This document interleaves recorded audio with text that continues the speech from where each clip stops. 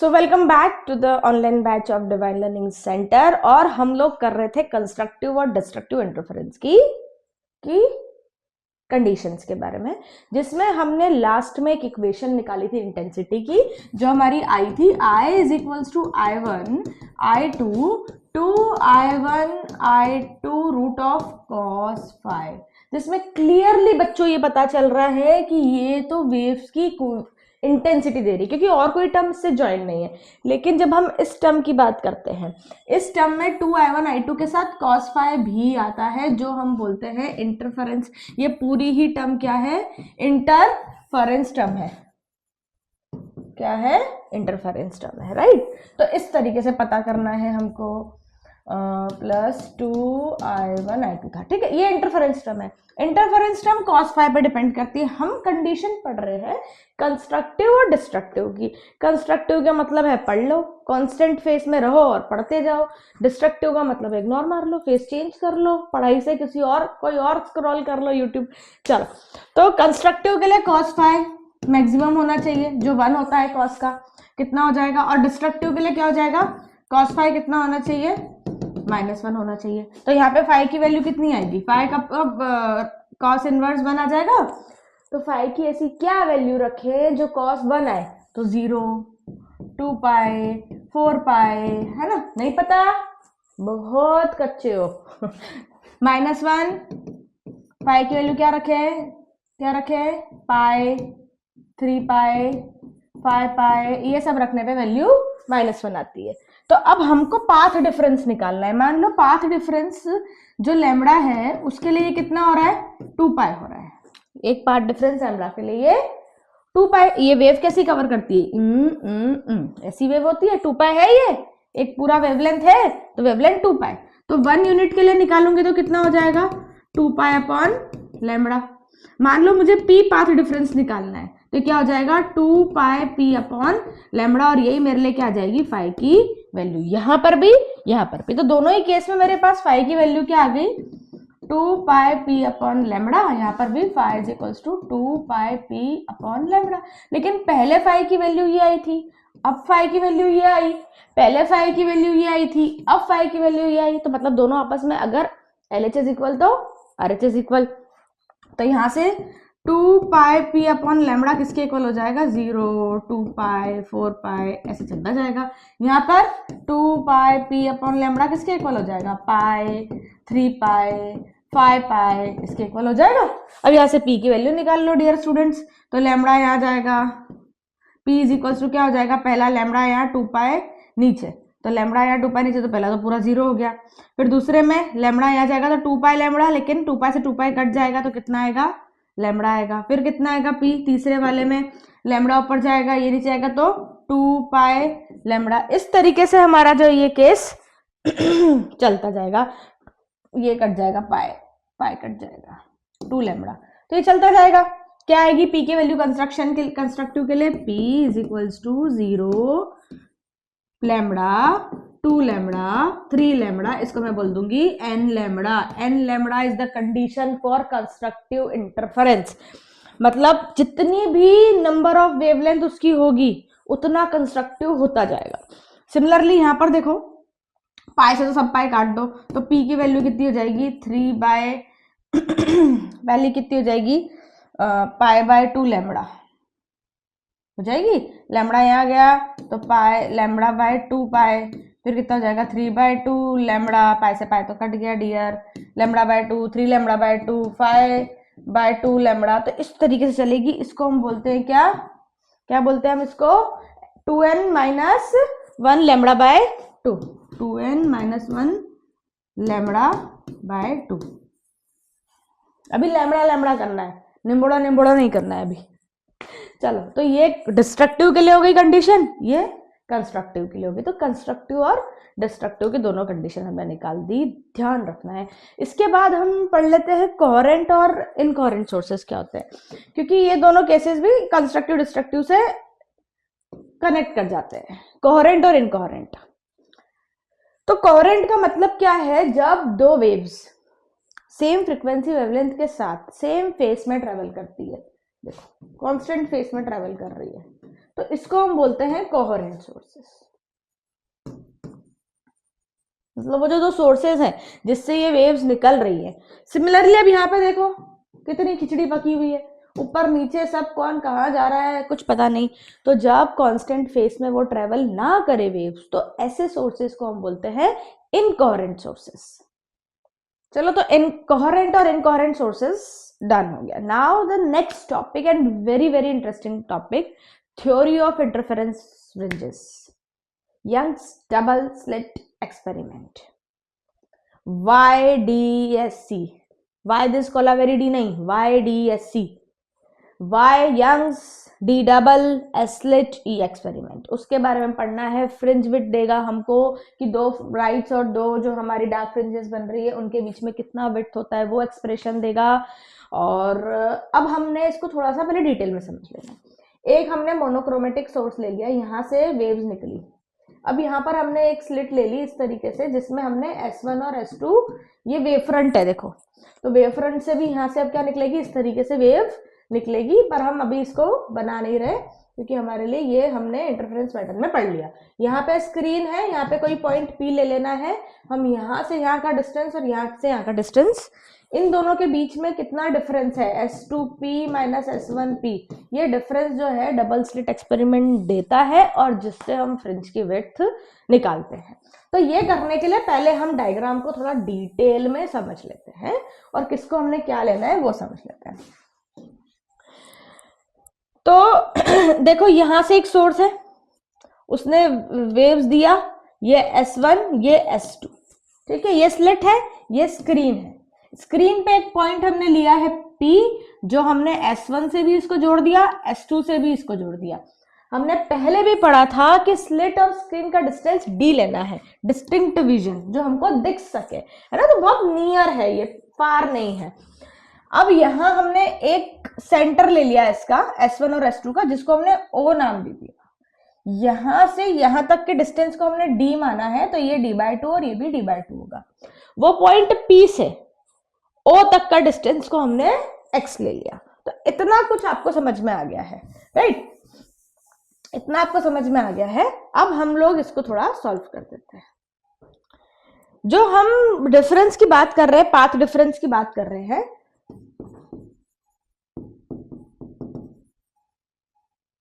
वो हमारे लिए है S2P माइनस S1P। मतलब हमको इसकी वैल्यू निकालनी है, कुछ ऐसा सॉल्व करना है कि हमको इसकी वैल्यू मिल जाए। तो अगर आप इसको ध्यान से देखो तो यहाँ पे दो राइट एंगल ट्राइंगल्स बन रहे हैं, एक ये S2P S2B और ये P, एक ये बन रहा है।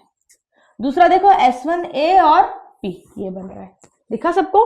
तो इसको हम पहले सॉल्व कर लेते हैं। पाइथागोरस तो जन्मों जन्म का साथी है हम लोग का, कभी साथ नहीं छोड़े, ऐसा है। तो इसको हम करते हैं अभी। सबसे पहले हमने ट्राइंगल देखा, राइट एंगल ट्राइंगल, कौन सा, S2BP। राइट एंगल कहाँ बन रहा है डियर स्टूडेंट्स, यहाँ पे।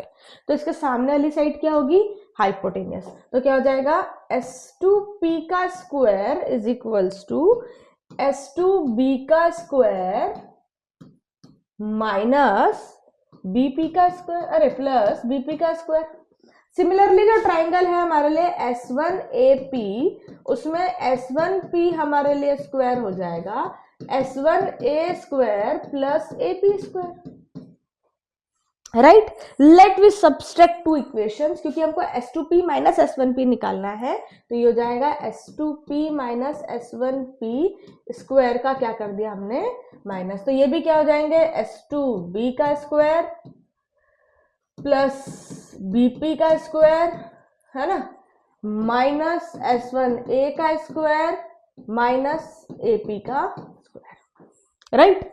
माइनस कर दी इक्वेशन। S2B कितना है, D है, S2A कितना है, D है। तो D square minus D square, तो यही कैंसिल हो जाएगा, बचेगा खाली क्या हमारे पास, क्या बचेगा, ये था BP और ये था S1A, है ना। क्या बचेगा मेरे पास, BP square minus AP square. अब BP स्क्वायर कितना है, B से लेके P तक, यहां तक x है प्लस D/2, तो कितना हो जाएगा, x प्लस D/2 का होल स्क्वायर। माइनस AP कितना है मेरे पास, x में से अगर मैं इतना d/2 माइनस कर दूं तो AP आ जाएगा, तो इसको मैं लिखूंगी x माइनस d/2 का स्क्वायर। परफेक्ट। अब यहां पर हो जाएगा मेरा a प्लस बी का whole square, a square plus 2ab plus B square. a यहाँ पे x था, b यहाँ पे d/2 था। सिमिलरली यहां पर भी करेंगे, a square minus 2ab plus B square, right. ये हो जाएगा मेरे पास एक्स स्क्वायर, 2 से 2 cancel, xd plus D square by 4, इसका भी स्क्वायर इसका भी स्क्वायर, माइनस एक्स स्क्वायर 2 से 2 कैंसल और minus minus plus xd plus minus minus d की पावर 2/4, d की पावर 2/4, ये इधर 4, एक्स स्क्वायर कैंसल, xd कितना हो जाएगा 2xd हो जाएगा, राइट। ये मेरे पास क्या आया, s2p का स्क्वायर माइनस s1p का square is equal to 2xd। एक फॉर्मूला और लगेगा, a square minus B square क्या होता है, s2p minus s1p, s2p plus s1p is equal to 2xd। ये कौन सा फॉर्मूला है बच्चों का, a minus B, a plus B, a square minus B square, s2p minus s1p मेरे को निकालना है, तो इस टर्म को मैं नीचे ले जाऊं, 2xd upon s2p plus s1p। लेकिन हमने हाइगन प्रिंसिपल पढ़ा हुआ है, और हाइगन क्या बोलता है, एक सोर्स से निकल के जब वेवफ्रंट किसी पॉइंट पे पहुंचती है उतनी ही देर में उस दूसरे पॉइंट से निकल कर भी वेवफ्रंट उस एक वेवफ्रंट से दूसरे वेवफ्रंट तक के जाने का टाइम क्या होता है, सेम होता है। और दूसरी बात दोनों का डिफरेंस कितना है, dd है। तो s, और क्योंकि ये स्लिट इतनी छोटी है, हमें बहुत बड़ी दिख रही है, तो यहां से यहां तक का डिस्टेंस में इसमें और इसमें कोई मेजर डिफरेंस नहीं है, मतलब s1p ऑलमोस्ट इक्वल है s2p के, और दोनों इक्वल हैं d के। तो इसको भी d लिख दूं, इसको भी लिख दूं, तो हो जाएगा 2xd upon d plus d, और ये हो जाएगा p is equals to 2xd upon 2d, जिसमें 2 से 2 में काट दूंगी और xd अपॉन d आ जाएगा। क्या बोलती पब्लिक, राइट। डन। p कितना आ गया, xd अपॉन d। d क्या है, दो सोर्सेस के बीच का डिफरेंस है, और ये d कौन सा है, ये d कौन सा है, ये d है स्क्रीन और स्लिट के बीच का डिस्टेंस, डिस्टिंक्ट विजन। समझ में आया। तो ये पाथ डिफरेंस आया, अभी तक खाली पाथ डिफरेंस आया है, अभी कंस्ट्रक्टिव और डिस्ट्रक्टिव की पोजीशंस कैसी कैसी बनेगी वो निकालनी है, और उस पोजीशन के बाद दो पोजीशंस को माइनस करके हमको उसका फ्रिंज का विड्थ निकालनी है। अच्छा बच्चों, अभी हमने पहले पाथ डिफरेंस जो निकाला वो हमारा n लैम्बडा आया कंस्ट्रक्टिव के लिए, लेकिन अभी जो हमने पाथ डिफरेंस निकाला वो हमारा क्या आया, xd अपॉन d आया।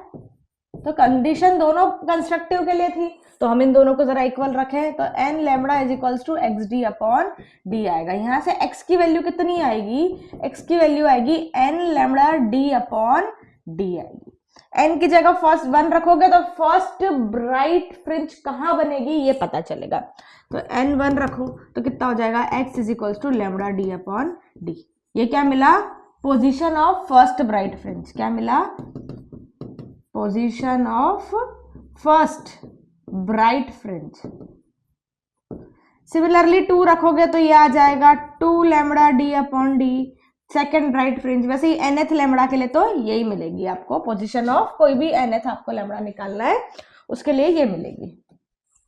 डिस्ट्रक्टिव के लिए हमने क्या पढ़ा, पहले हमने p कितना पढ़ा था, 2n माइनस 1 लैम्बडा अपॉन 2, और अभी हमने p कितना पढ़ा है, xd अपॉन d। वापस जब हम इनको भी इक्वेट करते हैं तो xd अपॉन d की वैल्यू आती है 2n माइनस 1 लैम्बडा अपॉन 2, तो x की वैल्यू कितनी आ जाएगी, 2n minus 1 lambda d upon 2d।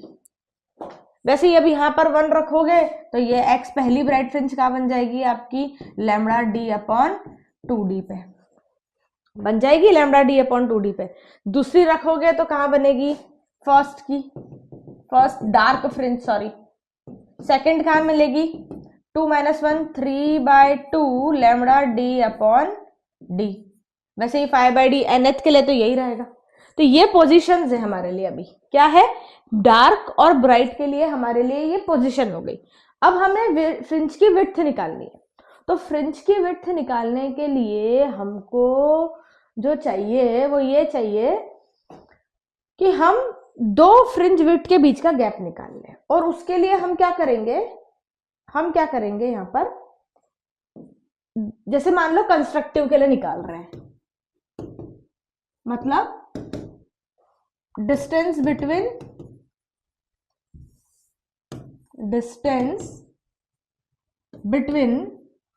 To constructive bright fringes,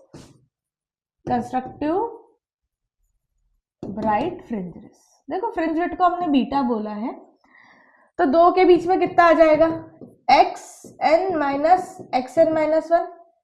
xn की वैल्यू, हमारे पास x की वैल्यू कितनी आई, अभी हमने निकाली n d lambda upon d। तो ये xn की वैल्यू है, तो xn की कैसे निकालोगे, इसकी जगह लिख दोगे xn d lambda upon d, और यहाँ पे लिख दोगे n minus 1 d lambda upon d। हो जाएगा, इसको थोड़ा सॉल्व कर लो, n d lambda upon d minus n d lambda upon d plus d lambda upon d, है ना, माइनस माइनस प्लस, ये कैंसिल हो गया, तो बीटा की वैल्यू कितनी आई, d lambda upon d, right. दूसरे केस में देखते हैं हम, distance between two dark fringes मतलब डिस्ट्रक्टिव वाला केस।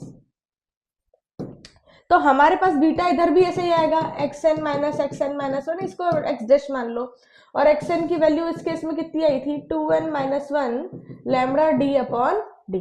ये हमारे पास किसकी, nth के लिए हमारे पास ये वैल्यू आई थी, d नहीं 2d, है ना।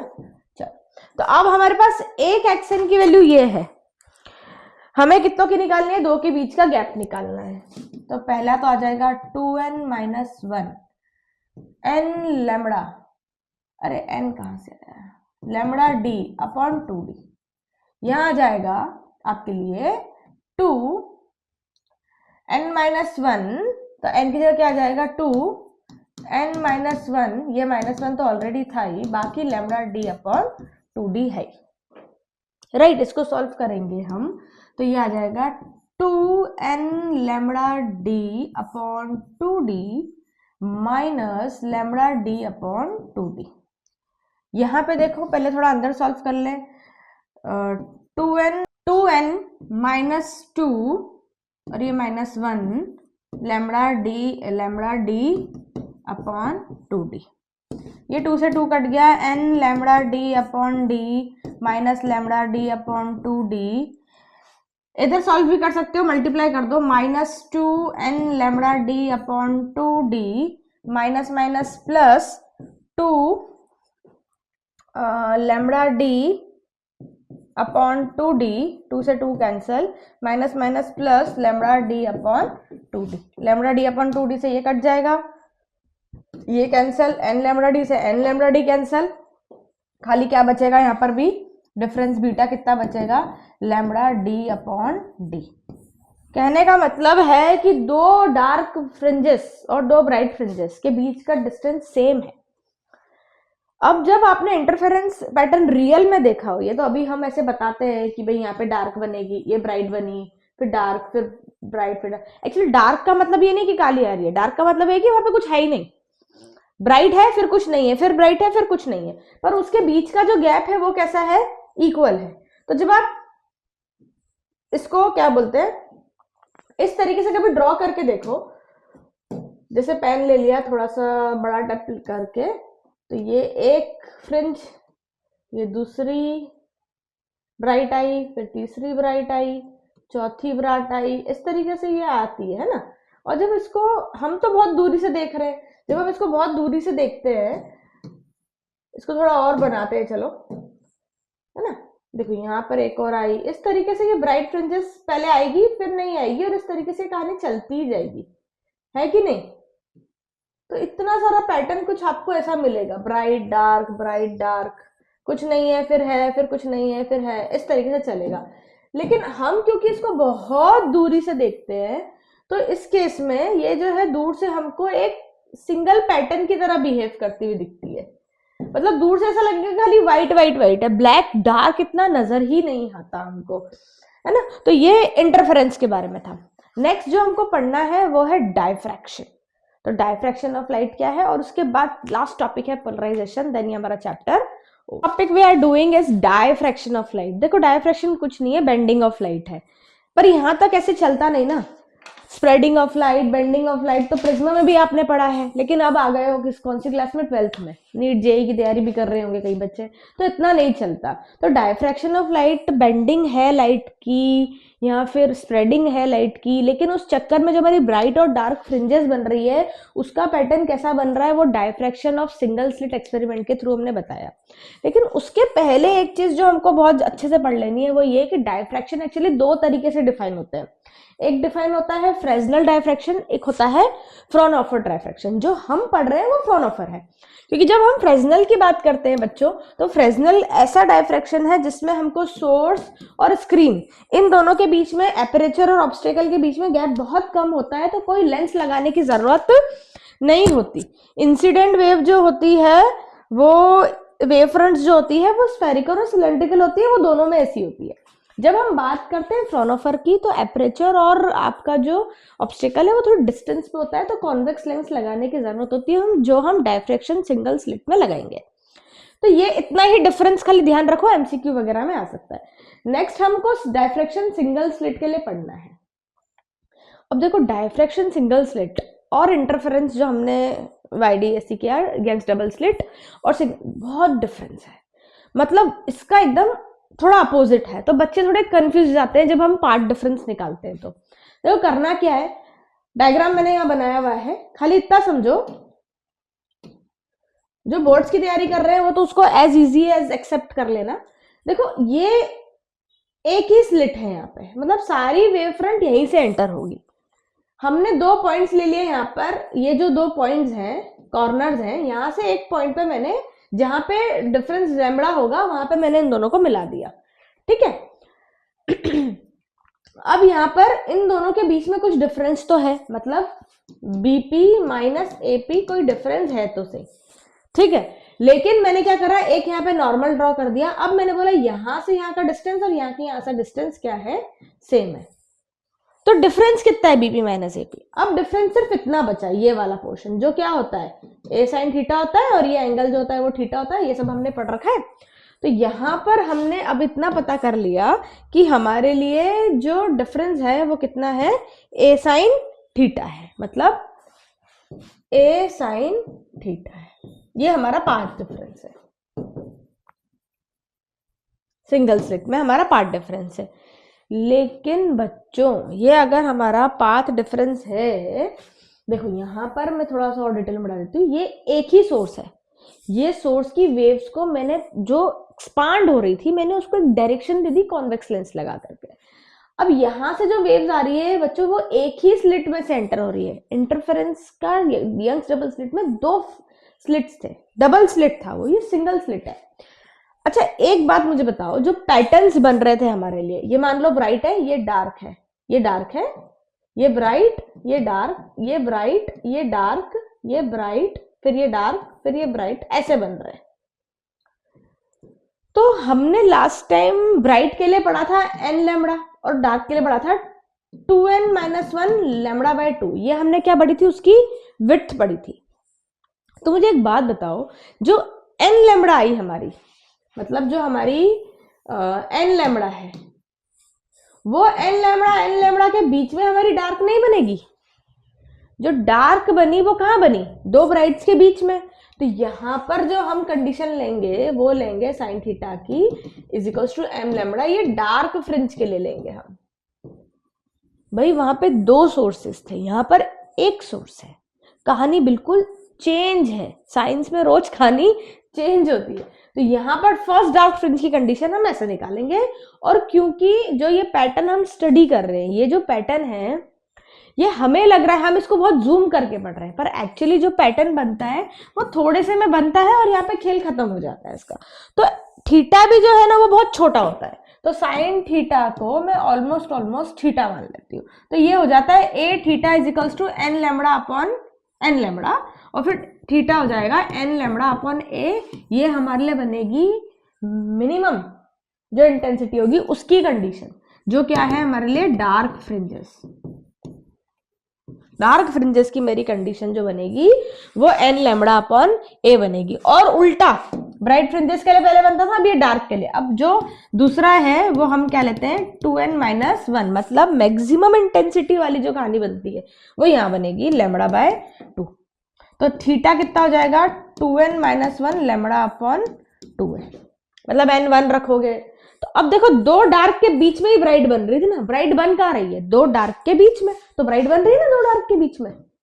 डार्क की लूंगी ना मैं path difference, 2n-1 lambda by 2 है, यहाँ पर क्या है n लैम्बडा, इसका डिफरेंस, तो यहाँ पर मेरी ब्राइट बन रही है ना, है कि नहीं। तो दो ब्राइट के बीच में क्या है डार्क है, कुछ नहीं है, तो वो डार्क की कंडीशन में लेंगे। तो डायफ्रैक्शन में उसका उल्टा हो जाता है, कंफ्यूज नहीं होना है ना। तो अब सबसे इंपॉर्टेंट यहाँ पर आता है हमारा ग्राफ। वो ग्राफ बनाने के लिए हम इंटेंसिटी और थीटा के बीच में ग्राफ बनाते हैं एक्चुअली, वो बड़ा इंपॉर्टेंट ग्राफ भी है ना। तो हम लेते क्या है ब्राइट और डार्क फ्रिंजेस को हम लेते हैं। तो डार्क फ्रिंजेस हमारी का कंडीशन हमारा आया n लैम्बडा अपॉन a, तो पहली बन जाएगी लैम्बडा बाय a, फिर बन जाएगी 2 lambda by a, 3 lambda by a, और जब मैं उसकी बात करती हूँ ब्राइट की तो वो है 2n-1 लैम्बडा बाय a। तो ये मेरी क्या हो जाती है 1 रखने पर लैम्बडा बाय a आ जाती है, 2 रखने पर 3 लैम्बडा बाय a आ जाती है, वैसे ही 5 लैम्बडा बाय a आ जाती है। इस तरीके से मेरी ये कंडीशंस चलती जाती है कि नहीं। अगर अब इसको हम इधर मार्क करें तो पहले लैम्बडा बाय a दोनों तरफ, पॉजिटिव में भी नेगेटिव में भी, है ना। फिर यहाँ पर आ गई मेरी 2 लैम्बडा बाय a, यहाँ पर भी 2 लैम्बडा बाय a आ जाएगी। फिर n लैम्बडा है, सॉरी ये है ना, हाँ n लैम्बडा बाय a, चलो ठीक है। फिर 3 लैम्बडा बाय a आ जाएगा मेरे पास। फिर 4 लैम्बडा बाय a, यहाँ पे 5 लैम्बडा बाय a, यहाँ पे 4 लैम्बडा बाय a, यहाँ पर भी 5 लैम्बडा बाय a। अब मेरी जो डार्क फ्रिंजेस बन रही है वो इधर बन रही है, 2 लैम्बडा पे बन रही है, 3 लैम्बडा पे बन रही है, इस तरीके से बन रही है। 4 लैम्बडा पे भी बनेगी, लेकिन 4 लैम्बडा पे मेरी ब्राइट नहीं बनेगी, डार्क बनेगी। तो सबसे हायर इंटेंसिटी जो मिलती है हमको, सबसे बीच में जो मिली ब्राइट फ्रीक्वेंसी यहां पर मिली, ये एरिया में मिलती है सेंट्रल ब्राइट, तो सबसे हाई इंटेंसिटी मेरे को यहां मिलती है इन दोनों के बीच में। उसके बाद धीरे धीरे जो मेरी इंटेंसिटी होती है वो स्लो होती जाएगी, थोड़ी घटेगी और घटेगी और घटेगी, इस तरीके से, है ना। फिर इंटेंसिटी नेक्स्ट में इतनी, फिर इतनी, फिर इतनी, फिर इतनी कम होती जाती है। तो इंटेंसिटी पैटर्न जो है हमारा वो हाई टू लो होता जाएगा, इसीलिए ब्राइट फ्रिंज बहुत ज्यादा दिखती है। ये जो कंडीशन है बीच वाली, हम जब उसको दूर से देखते हैं ये पैटर्न बनता हो तो खाली व्हाइट व्हाइट दिखता है, डार्क नजर ही नहीं आता, क्योंकि सेंट्रल ब्राइट बहुत इंटेंसिटी हाई होता है उसका, और फिर वो इतना लो होता जाता है कि विजिबिलिटी में भी नहीं आता। देखो लास्ट टॉपिक है हमारे लिए, वो है पोलराइजेशन।